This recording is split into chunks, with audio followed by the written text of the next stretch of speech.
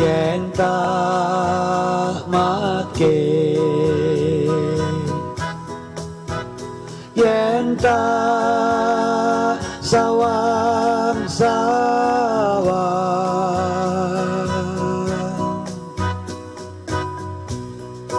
ing samupara meraati katone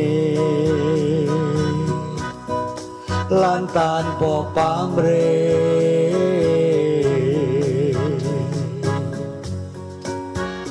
yen tumandang kawe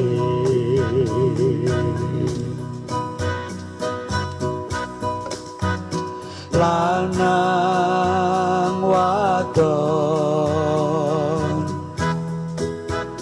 endah solah dawane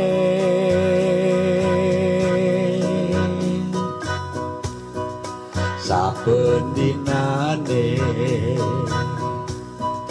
cara londo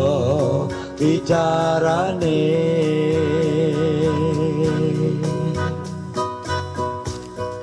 lan tansah asih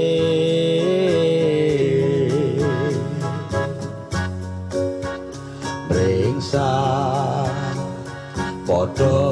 pepadane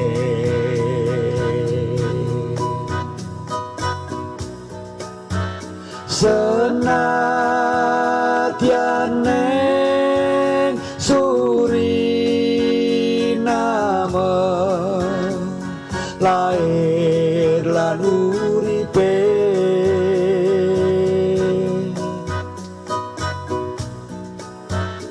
nanging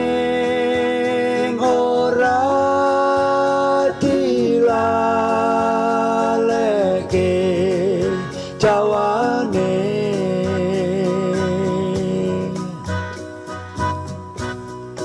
nganti saiki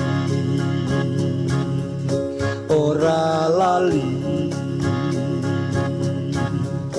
uri-uri piwelinge lalu